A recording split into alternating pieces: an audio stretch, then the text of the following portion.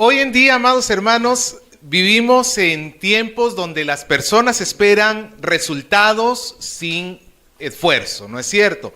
Esperan un abdomen firme y definido, pero sin ejercicio ni dieta. Esperamos dinero sin trabajar. Queremos aparentar vidas exitosas, sobre todo para las redes sociales, sin poner en orden lo más mínimo en la vida. Lo cierto, hermanos, es que antes de tener, primero debemos ser. Primero ser, luego tener. Es lo que marca la lógica, aunque muchas veces no nos dejamos guiar por ello. Hoy vamos a ver a Israel como el vencedor de muchas batallas. Pero la pregunta es, ¿y por qué Israel llegó a ser el vencedor de estas batallas? Hoy vamos a ver esto. ¿Cuál es el secreto de la victoria de Israel? Dentro del contexto que nos envuelve este pasaje, recordemos que 5 reyes se habían aliado para pelear contra los gabaonitas, porque los gabaonitas habían hecho alianza con Israel. Entonces Dios envió a pelear a Israel y ellos derrotaron a estos 5 ejércitos. Y la semana pasada vimos que se subrayó que la pelea en sí mismo Dios la estaba tomando en sus propias manos. Hubo 2 milagros, vimos la semana pasada que sucedieron, que nos muestran que era Dios el que estaba detrás de la victoria. ¿Se acuerda cuáles eran esos 2 milagros? El sol es uno. El sol se detuvo en los cielos hasta que llegó la victoria, pero falta el otro. ¿Ah? El granizo. El mar no, estamos muy lejos del mar acá. El granizo que desciende del cielo y termina matando a más cananeos, el granizo más que la misma espada de Israel. Ahora, esta historia se ubica en el mismo periodo, pero retrocediendo un poquito en el tiempo, por decirlo así, cuando todavía no se había alcanzado la victoria completa, y mostrándonos la historia desde otro punto de vista, desde otra perspectiva, resolviendo la pregunta, ¿y qué pasó con los 5 reyes? Porque si le quedamos hasta el versículo 15, diríamos, pues los reyes murieron junto con los demás. Pero a partir del versículo 16 se nos muestra qué sucedió con esos 5 reyes.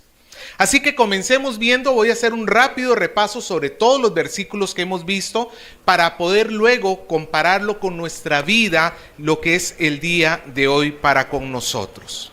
Comencemos entonces viendo la historia de la victoria israelita. Mientras que los 5 reyes huían, mientras que los ejércitos huían, ¿qué sucedió con los 5 reyes según el versículo 16? Los muy astutos sabían que dentro de las cuevas no caen granizos y entonces se ocultaron. Posiblemente la motivación de estos reyes al ocultarse dentro de una cueva era esperar allí hasta que el ejército de Israel pasara, abandonando a su gente, por supuesto. Se escondieron los 5 reyes allí y luego que Israel hubiera pasado, el plan de ellos seguramente era regresar a sus pueblos para poder tratar de armar de nuevo algún otro tipo de defensa. Pero en el versículo 17 y 18 se nos muestra que su plan fracasó. Fueron ellos descubiertos y Josué mandó a tapar aquella cueva, ¿con qué? Con piedras, y entonces convirtió lo que era el lugar de su escondite, lo convirtió en una cárcel, para luego, más adelante vamos a ver que se convertiría en una tumba. Versículo 19, lo leemos. Y vosotros no os detengáis, sino seguid a vuestros enemigos y heridles la retaguardia, sin dejarles entrar a sus ciudades, porque Jehová vuestro Dios los ha entregado en vuestra mano. Ahora, con los reyes atrapados en aquella cueva, Josué ordena a sus ejércitos seguir a estos ejércitos en fuga y derrotarlos. Pero la clave de la victoria en todo esto está retratado al final del versículo 19. Porque Jehová vuestro Dios los ha entregado en vuestra mano. Esta es una expresión muy, muy importante en el libro de Josué. Es más, se pudiera decir que junto con la promesa de yo les he dado la tierra, está esta otra promesa: yo los he entregado en vuestras manos. Y Israel, el secreto de la victoria de Israel era creer en estas promesas.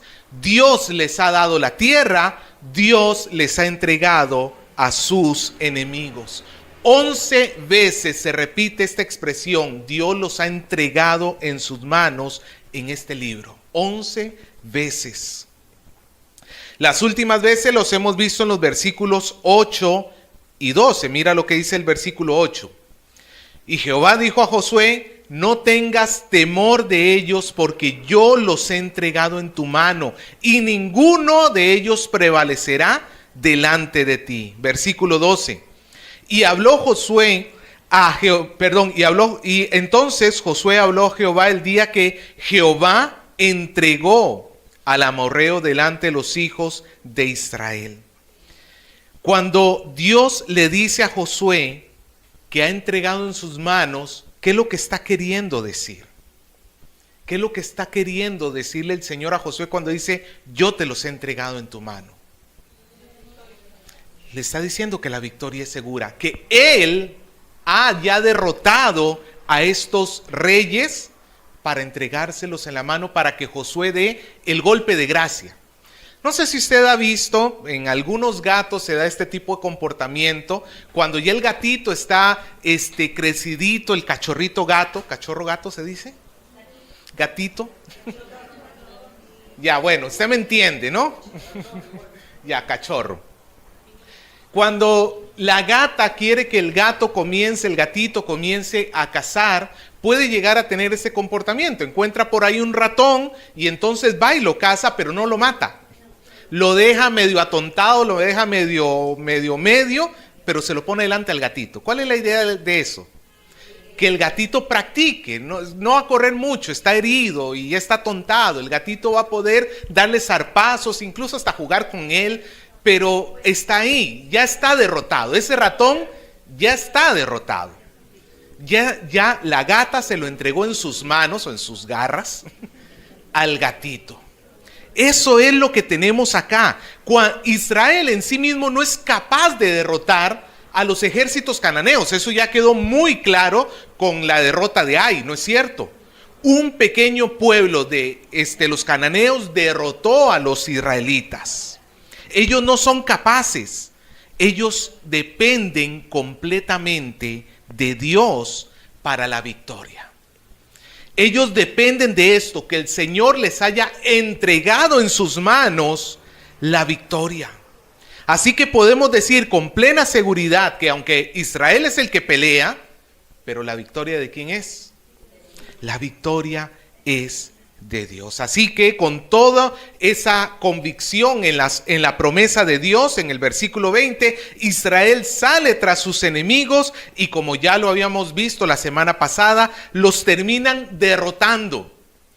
Y algunos escapan a ciudades fortificadas, de las cuales Israel se va a encargar un poco más adelante, pero el versículo 21 termina mostrándonos que ha sido una misión exitosa en todo el sentido de la palabra. Mira conmigo el versículo 21. Todo el pueblo volvió sano y salvo. ¿Se acuerda cuando desobedecieron a Dios, fueron incrédulos y fueron donde Ai y perdieron? Acá tenemos todo lo opuesto. Es la antípoda de esto, ¿no es cierto? Es todo lo contrario a esto. Aquí Israel sale confiando en la palabra de Dios y regresa todo el pueblo sano y salvo al campamento de Maceda. No hubo quien moviese su lengua contra ninguno de los hijos de Israel. En otras palabras, fue una operación perfecta. No hubo algo que reprochar, algo de decir que Israel hubiera hecho mal. Pero ahora es tiempo de resolver la guerra y terminar con los reyes. Es como el ajedrez. ¿Cuándo termina la partida del ajedrez? Cuando cae el rey, ¿no es cierto? Cuando es el jaque mate.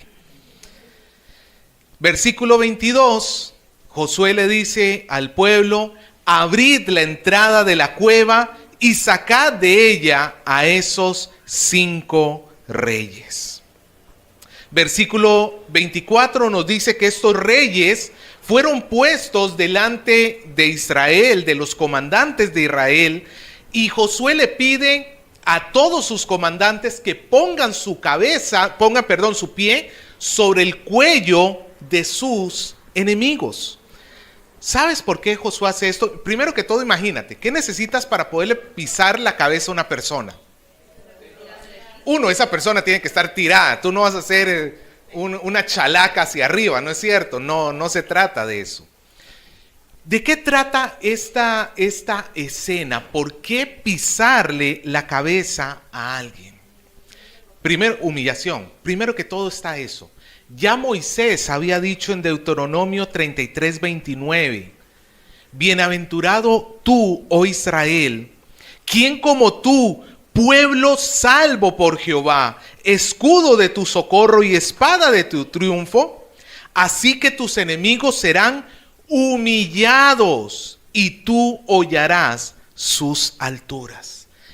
¿Qué es lo primero que se origina cuando un rey, no estamos hablando del menor del pueblo, del mendigo o de algún mercader, ni siquiera una persona importante en el pueblo, el mismo rey tirado en el piso y los demás poniéndole el pie sobre su cabeza?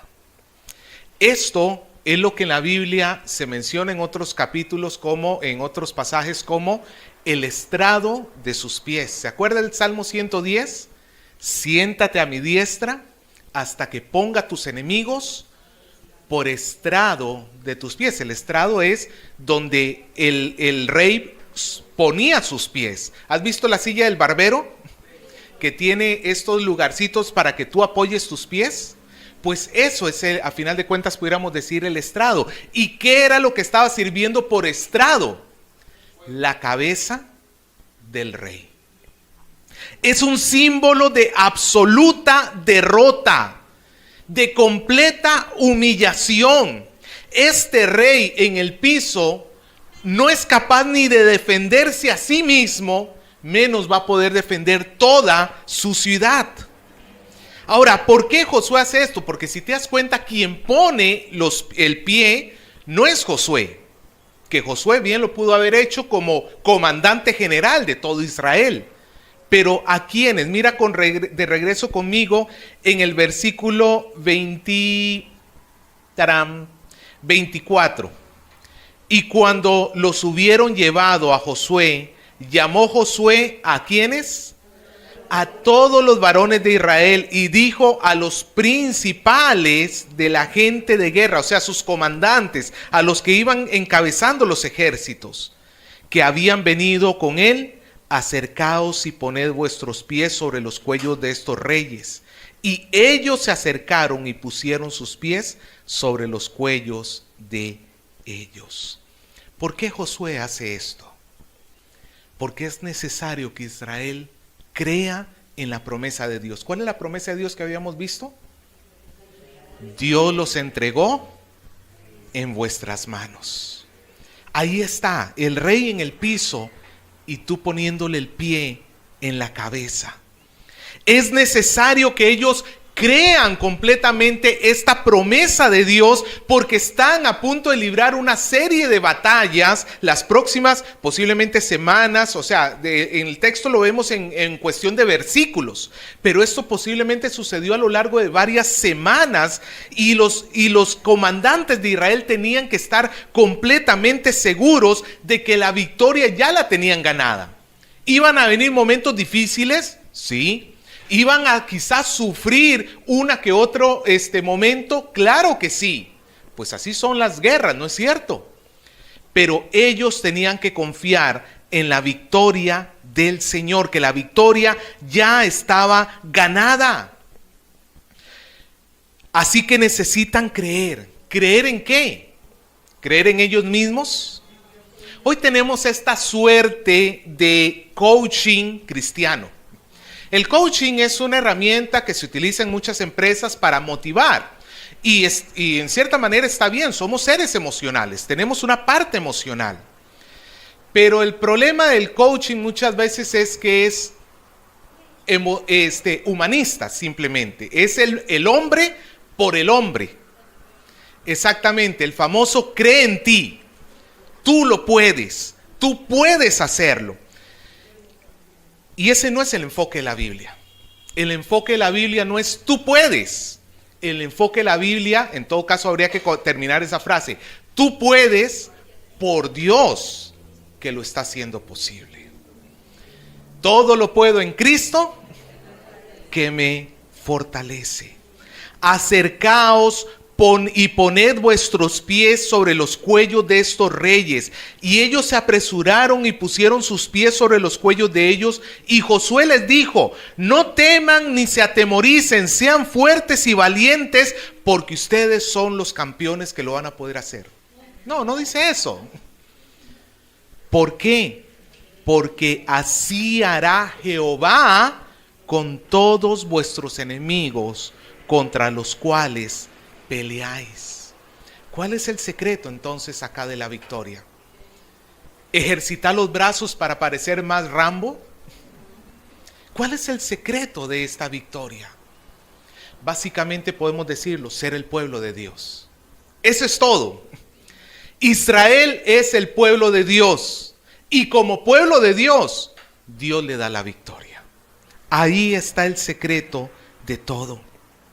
Versículo 26, finalmente encontramos la ejecución de estos reyes. ¿Qué dice el versículo 26? Dice: y después de esto, Josué los hirió y los mató y los hizo colgar en 5 maderos, y quedaron colgados en los maderos hasta caer la noche. Y cuando el sol se iba a poner, mandó Josué a que los quitasen de los maderos y los echaran en la cueva donde se habían escondido, y pusieron grandes piedras a la entrada de la cueva, las cuales permanecen hasta hoy. Ya habíamos visto una ejecución muy parecida a esta. El rey de Ai fue básicamente ejecutado de la misma manera, colgado en un madero. Ahí habían 5 árboles con 5 reyes colgados muertos. Ahora, recordemos, para un judío, que era morir colgado en un madero. Era caer bajo la maldición de Dios. No era lo mismo morir apedreado o morir, no sé, de cualquier otra manera. Morir colgado de un madero era la peor forma de morir. Porque no solamente estaba significando tu derrota, sino que el mismo Dios te estaba maldiciendo desde los cielos. Y eso es lo que sucedió con estos reyes. Ahora, estos cuerpos fueron descolgados porque la ley así lo exigía. No podían quedar hasta la noche, lo cual nos muestra algo muy correcto por parte de Josué. ¿Tú alguna vez has visto a una persona embriagarse de triunfalismo? ¿Has visto una persona que cuando le está yendo todo bien, todo emocionado, todo ha estado triunfando en todo, de repente hace cosas incorrectas sin darse cuenta? Cuando Argentina ganó la final del Mundial de Fútbol el año pasado, todos vimos la celebración del pueblo argentino en las calles, una celebración gigantesca. Pero muchas de las imágenes que se lograron ver fue de personas haciendo tonterías por embriagarse del triunfo. Desde cosas que van en contra de la salud, por ejemplo, personas subiéndose a lugares altos, que muchos de ellos terminaron cayéndose, sin mencionar cualquier tipo de cosa que hayan hecho entre todos ahí metidos, casi que en las multitudes. Es en realidad, amado hermano, muy fácil olvidar el rumbo cuando nosotros estamos en medio de la victoria. Pero Josué se recordó que la palabra de Dios dice que el cuerpo de un colgado no puede permanecer hasta el día siguiente. Josué no se dejó deslumbrar por el triunfalismo, porque esos 5, imagínate hermano, imagínate que tú fueras Josué, son 5 trofeos allí. Los trofeos, ¿para qué son hechos? para exhibirlos, para mostrarle a los demás que tú eres el vencedor. Pero no. Acá lo que importa no es mi victoria. Acá lo que importa es la palabra de Dios. Se bajan esos 5 trofeos porque la ley lo manda. Dios le había dicho a Josué, que meditara en la ley día y noche. Y aquí vemos los efectos de meditar en la ley día y noche. Si la ley dice se hace así, Josué lo obedece. ¿Sabes por qué muchas veces somos desobedientes a Dios? Aparte de que sabemos hacer lo bueno y no lo hacemos, muchas veces somos desobedientes a Dios por no saber lo que tenemos que hacer. Está en la palabra, está escrito, pero como yo agarro la Biblia solamente los domingos para venir al culto, entonces desconozco lo que tengo que hacer.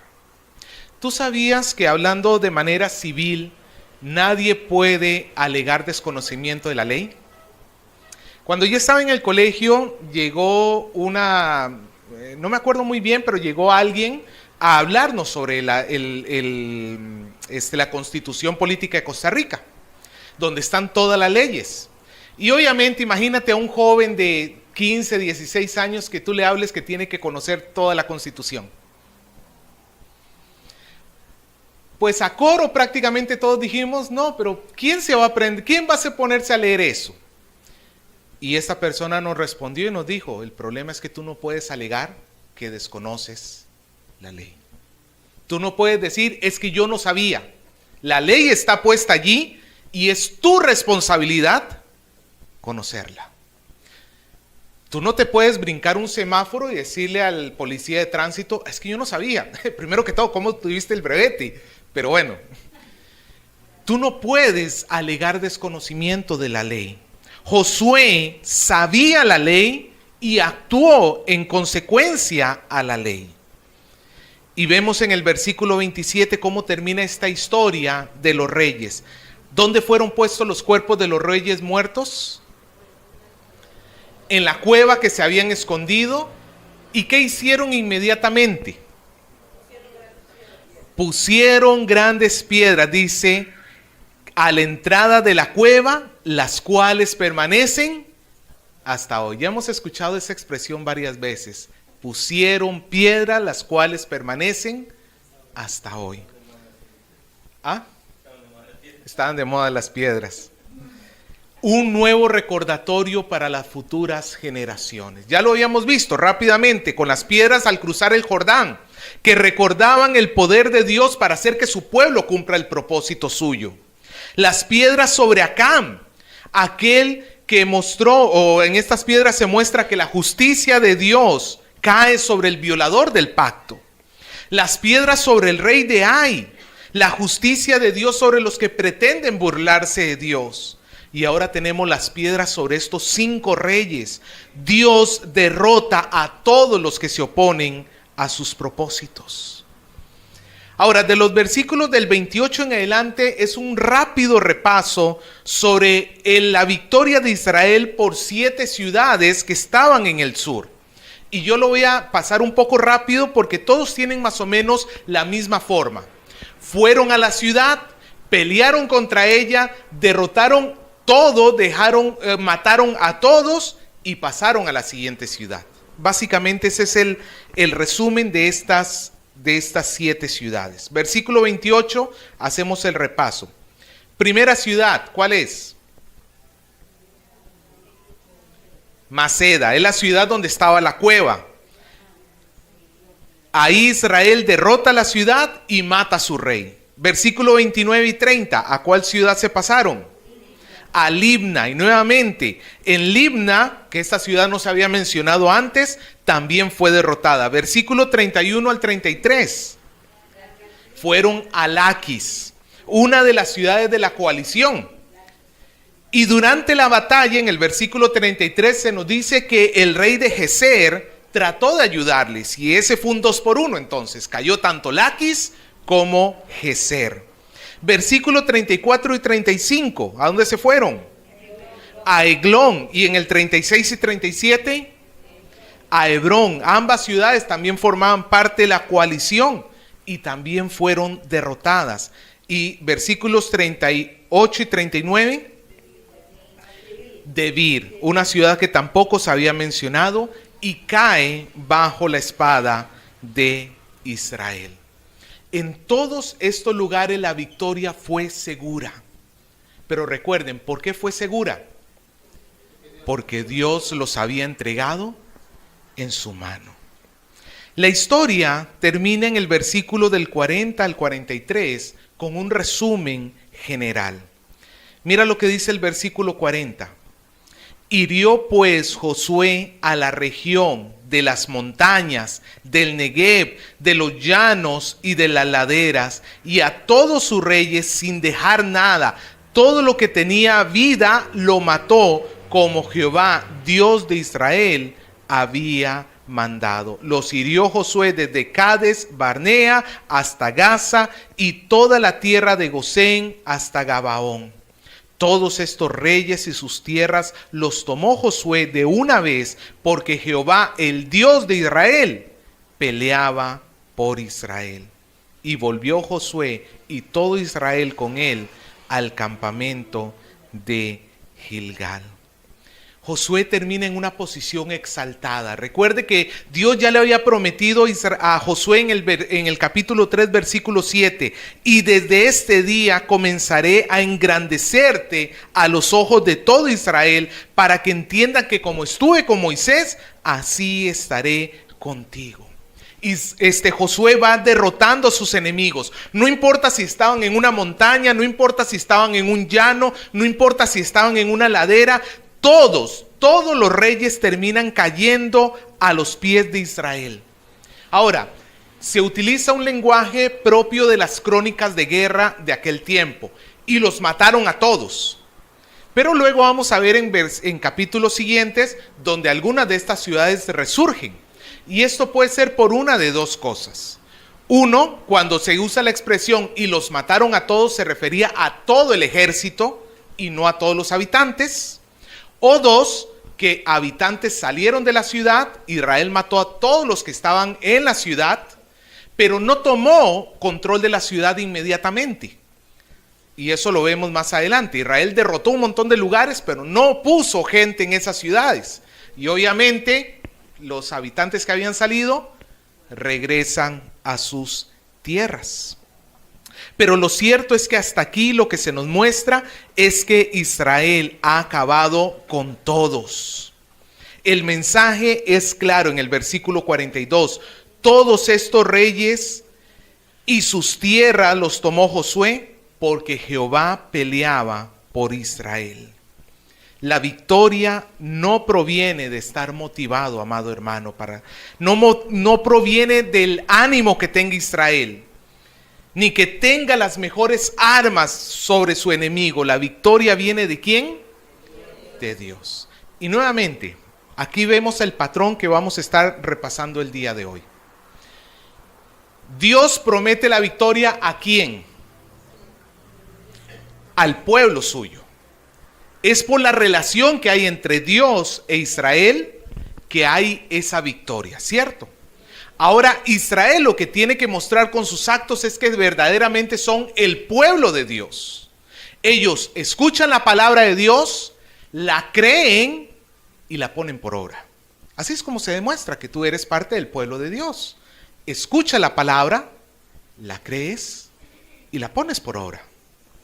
Ese es, a final de cuentas, el secreto. No es que Israel ganó por obedecer a Dios. No, la obediencia a Dios no es lo que está, no es el secreto de la victoria en sí mismo. Sí es necesaria la obediencia, pero la obediencia tiene que provenir de la fe. Tienes que creer en Dios, tienes que estar relacionado con Él, y entonces viene la victoria. Esa es la historia de la victoria de Israel. Ahora, ¿cómo podemos entenderlo a la luz de nuestra propia existencia? Porque ninguno de nosotros es israelita, ninguno de nosotros está peleando, aunque usted se esté peleando con su vecino, esto no aplica. No es que ya los he entregado en tu mano. No, hermano, no. ¿Cómo podemos aplicar esto para nuestro hoy?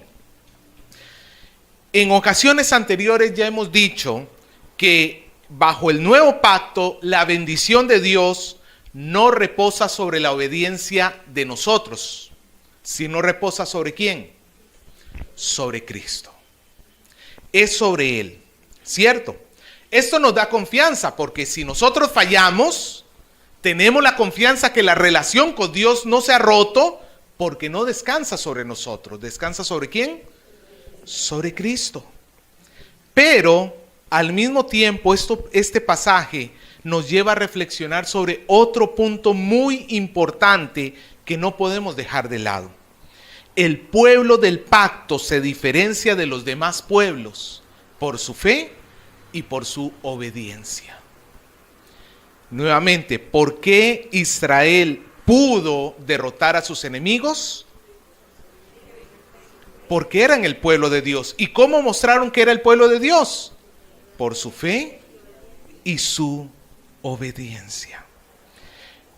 Cuando Dios llamó a Israel, los llamó a ser diferentes a todas las demás naciones. ¿Cierto? Ellos tenían que vivir para Dios. Bajo el Nuevo Testamento encontramos que ese llamado no ha cambiado. El pueblo de Dios debe vivir para Dios, debe vivir para la voluntad de Dios. Nosotros no tenemos los mismos enemigos que Israel. Nosotros no estamos peleando contra cananeos, no, ni siquiera, como diría Pablo, nuestra lucha no es contra carne ni sangre. Por más que tú digas, sí, es que fulano de tal me está fastidiando, tu enemigo no es esa persona en última instancia. ¿Cuál es nuestro enemigo? ¿Quiénes son nuestros enemigos? La Biblia identifica 3 enemigos que nosotros tenemos. Satanás.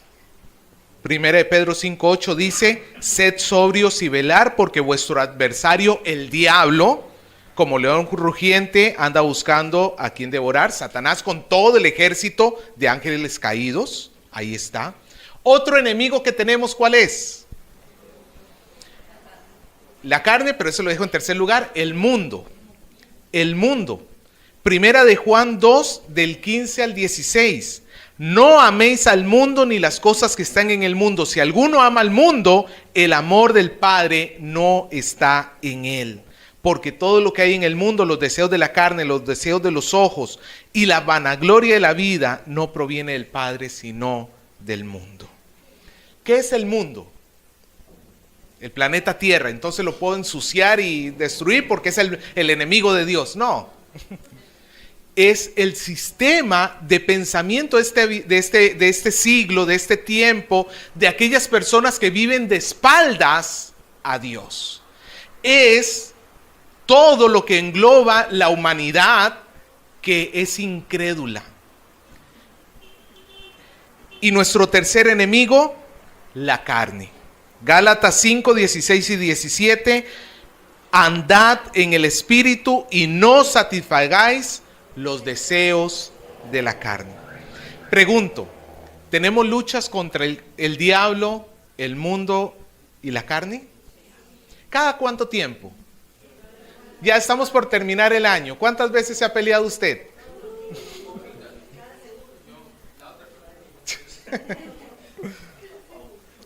Amado hermano, si usted no se ha dado cuenta, tenemos guerra constante. Todo el tiempo. Aun cuando no pensemos que estamos en guerra, si de verdad eres pueblo de Dios. Si no eres pueblo de Dios, estás en paz. Estos 3 son tus aliados, son tus compadres, son tus amigazos. Pero si eres pueblo de Dios, estás en una guerra continua contra esto. Ahora, la pregunta es, ¿y cuántas veces terminamos fallando? ¿Cuántas veces terminamos haciendo lo que no deberíamos estar haciendo? ¿Qué podemos decir nosotros ante los fracasos? En primer lugar, tenemos que recordar algo. La victoria ya está dada. Estamos luchando, pero la victoria ya está dada. Escucha lo que dice Hebreos 2, versículos 14 y 15. Así que por cuanto los hijos participaron de carne y sangre, así también él, Cristo, participó de lo mismo, para destruir por medio de la muerte al que tenía el imperio de la muerte, esto es, al diablo, y librar a todos los que por el temor de la muerte estaban durante toda la vida sujetos a servidumbre. ¿Qué ha hecho el Señor con el diablo? Dice que ha destruido su imperio. Bajo el antiguo pacto, todas las naciones estaban bajo el poder de Satanás, cegados para no poder ver a Dios. Pero cuando Cristo muere en la cruz, ese poder que tiene Satanás sobre las naciones cae y personas de toda tribu, lengua, pueblo y nación pueden comenzar a reconocer al Señor como su Dios, como su Salvador. Amado hermano, en la cruz es que se derrota a Satanás. Primera de Juan 3:8, y el que practica el pecado es del diablo, porque el diablo peca desde el principio, pero para esto apareció el Hijo de Dios, para deshacer las obras del diablo. ¿Dónde está nuestra victoria? En Cristo. Tenemos que partir de eso. La victoria de nosotros, el pueblo de Dios, ya está dada. Es como las palabras que le dijo Dios a Josué: yo los he entregado en vuestras manos. Satanás, el mundo, la carne, no son enemigos en sí mismos que estén, ¿cómo decirlo? No es que nosotros recién los vayamos a derrotar. Dios, Jesucristo, en la persona de Jesucristo, ya los derrotó. Pero ahora nos toca a nosotros luchar contra aquellos enemigos hasta que el Señor regrese y nos dé un cuerpo nuevo, un cuerpo diferente, un cuerpo glorificado. Y alguno dirá: ¿y por qué Dios lo permitió así? ¿No hubiera sido más fácil que venciendo en la cruz hubiera cambiado ya todas las cosas? Primero que todo, sus planes son mucho más altos que los de nosotros. Y si Él lo hizo así, era lo mejor. Segundo, si Él hubiera hecho eso así, el fin del mundo ya hubiera, el último tiempo ya hubiera sido hace 2000 años, tú no hubieras nacido. Tercero, a través de estas cosas, Dios va perfeccionando nuestro carácter. La semana pasada, con alguno de ustedes estaba hablando y me comentaba sobre cómo sus dolores, sus enfermedades, lo estaba llevando a orar más y buscar más a Dios. Y amado hermano, póngase a pensar, cuando sufrimos ataques, ¿no somos más inclinados a la oración? ¿O deberíamos ser más inclinados a la oración? Cuando sufrimos tentaciones, ¿no deberíamos ser más inclinados a la oración? Dios utiliza todas estas cosas para que nosotros podamos fortalecer nuestra vida espiritual. En otras palabras, Dios ha dejado al ratón, al mundo, la carne y Satanás, atontado, para que nosotros podamos ejercitar la fe que Él nos ha dado, para que nosotros podamos poner en práctica lo que conocemos del Señor. Y la victoria está asegurada en Él. Tal es la seguridad de la victoria que dice Efesios 1, que te ha dado su Espíritu como garantía de la redención venidera. El Espíritu que está en nosotros es la garantía de que la victoria está dada, que la victoria ya la tenemos. ¿Por qué la tenemos? Porque somos el pueblo de Dios. Ahora, si somos su pueblo, tenemos que vivir como Dios demanda. Mira lo que dice Colosenses 3, 1 y 2. Si pues habéis resucitado con Cristo, buscad las cosas de arriba, donde está Cristo sentado a la diestra de Dios. Poned la mira en las cosas de arriba y no en las de la tierra. Romanos 12:2. No os conforméis a este siglo, sino transformaos por medio de la renovación de vuestro entendimiento, para que comprobéis cuál sea la buena voluntad de Dios, agradable y perfecta. Amado hermano, la Biblia me dice que yo no estoy en una batalla para decidir al ganador. Yo no estoy luchando con el mundo para ver si yo logro ganarle al mundo. No, el mundo ya está derrotado. Yo no estoy en una batalla con la carne para ver si logro ganar. No, la carne ya está derrotada. Satanás ya está derrotado. Pero si yo quiero encontrar victoria en este mundo, lo que tengo que hacer es lo que hizo el pueblo de Israel en la historia que hemos leído. Escuchar la palabra de Dios, creerla y ponerla por obra. ¿Cuál es el secreto de la victoria del pueblo de Dios? Que somos los mejores. Que Dios escogió a los top, a los que mejor eran, los que más fuerte carácter tenían, a los que eran fuertes como el roble. No. Contrario a lo que dice el coaching, ¿a quién escogió Dios? Dice Pablo. A lo vil y lo menospreciado del mundo, a lo que no es, para deshacer lo que es. Porque la victoria no es nuestra, la victoria es de Dios. El secreto de la victoria es ser pueblo de Dios, simplemente como eso. El secreto de la victoria es estar en el lugar correcto. Estaba viendo un video acerca del sistema de defensa que tiene Israel, lo que le llaman el domo de hierro, si mal no me equivoco. No sé si usted ha escuchado. Israel tiene uno de los sistemas de defensa más punteros del mundo, por no decir quizás el más puntero. Y el autor de este video lo decía bien curioso. Los israelitas pueden estar, israelíes, porque si viven en Israel son israelíes. Hay una diferencia ahí técnica, pero bueno, ya. Los israelíes pueden estar haciendo sus cosas en la ciudad y arriba pueden estar estallando bombas que no van a llegar a ellos.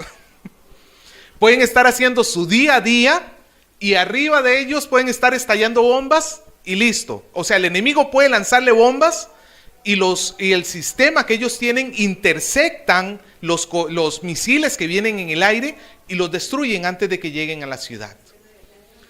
Eso es lo que se le llama como el domo de hierro, si mal no me equivoco es como se le llama. Ellos están protegidos por ese, como si fuera un domo, con láser, apunta, es toda una tecnología que hay ahí. A ellos, para estar seguros, lo único que les basta es estar ¿dónde? En la ciudad, dentro del domo. Estando allí, ellos pueden estar seguros que la victoria es de ellos. Lo mismo sucede con nosotros. El secreto nuestro no descansa en nuestras muchas acciones. El secreto nuestro descansa en estar en relación con Dios. Pero por eso, amado hermano, es que la fe juega un papel fundamental. Porque si no hay fe, la obediencia es inútil. Una obediencia que no venga de fe no es obediencia, es legalismo. Cuando una persona quiere hacer lo que es correcto sin tener fe, lo que está buscando es salvarse por sus propias obras. Pero cuando una persona obedece porque Dios es el que lo manda, ahí sí tiene esa persona verdadera fe y está mostrando que está bajo el pacto de Dios. Pero para tener esa verdadera fe, necesitamos escudriñar continuamente las Escrituras. Amado hermano, piense, si la victoria ya está dada, ¿con qué cosas estoy yo teniendo problemas en mi vida cotidiana?